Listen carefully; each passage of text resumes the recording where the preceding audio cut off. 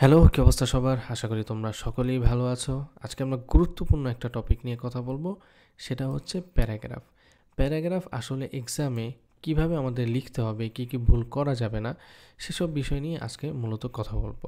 আমরা অনেক সময় প্যারাগ্রাফ লেখার ক্ষেত্রে এমন ভুল করে ফেলি, যার কারণে এক্স্যাক্ট যে নাম্বার পাওয়ার কথা তা কিন্তু আমরা পাই না।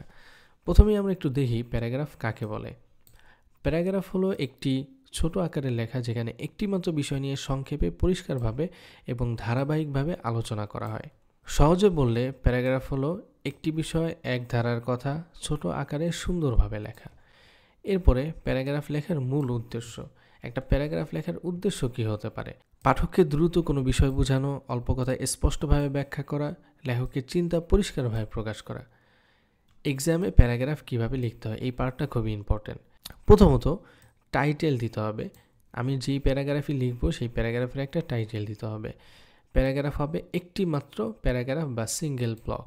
এটা কিন্তু অনেকে ভুল করি, আমরা বিভিন্ন প্যারা করে ফেলি, অর্থাৎ এখানে একটু লিখলাম, একটু ফাঁকা করে আবার আরেকটা অংশ লিখলাম, এটা করা যাবে না। প্যারাগ্রাফ মানে সিঙ্গেল ব্লক, অর্থাৎ তুমি 2 পেজ 4 পেজ 5 পেজ যাই লিখো, একদম মাঝে কোনো ফাঁকা রাখা যাবে না। তারপরে start with a clear opening sentence. একদম প্রথমেই এমন একটা বাক্য দিয়ে প্যারাগ্রাফটা শুরু করবা যাতে বোঝা যায় যে আজকের প্যারাগ্রাফে তুমি মূলত কী বলবে। মিডল পার্টে মেইন ডিটেলস, লাস্ট সেন্টেন্সে ছোটো কনক্লুশন। অন্তত 3 পেজ লিখতে হবে। প্রথমত হচ্ছে একটা ওপেনিং সেন্টেন্স দিয়ে আমাদের প্যারাগ্রাফটা শুরু করতে হবে। মিডলে থাকবে মেইন পার্ট, আর লাস্টে ছোটো একটা কনক্লুশন থাকবে। এখানে 3টা ভাগে দেখানো হয়েছে, কিন্তু তুমি পরীক্ষার খাতায় হচ্ছে এইভাবে ভাগ করে লিখবা না, লিখবা এগুলোই, কিন্তু মাঝে কোনো ফাঁকা রাখা যাবে না, সিঙ্গেল ব্লক থাকতে হবে। এটা খুবই গুরুত্বপূর্ণ।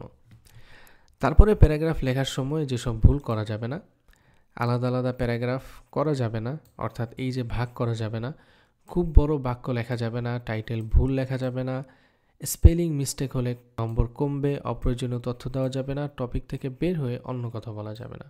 একটা প্যারাগ্রাফ লেখার সময় আমরা এই কাজটা কখনোই করব না, টপিক থেকে বের হয়ে অন্য কথা বলা যাবে না। আমরা অনেক সময় খাতা ভরার জন্য টপিক থেকে বের হয়ে একটু আনুষাঙ্গিক অনেক কিছু বলে ফেলি, এগুলো করা যাবে না।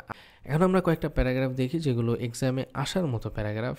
প্রথমে দেখো, child labour, global warming, food adulteration, good governance, social violence, road accident, abuses of mobile phone, freedom of press, mob violence, women empowerment.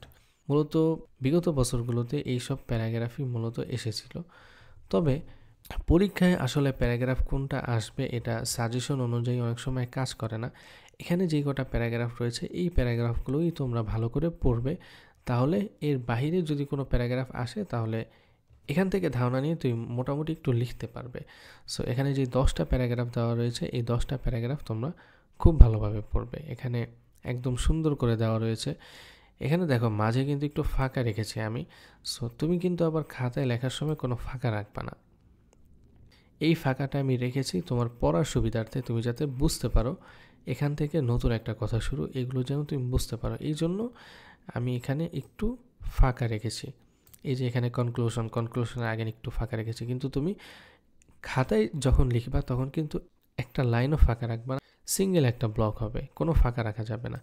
R paragraph অন্তত 3 পেজে লেখার চেষ্টা করবা, 3 পেজের কম যেন না হয়, তাহলে মোটামুটি মার্ক চলে আসবে। তো আজকের ক্লাসটা এই পর্যন্তই, তোমাদের সাথে কথা হবে পরবর্তী কোনো ক্লাসে। ততক্ষণ পর্যন্ত তোমরা সুস্থ থাকো। টাটা।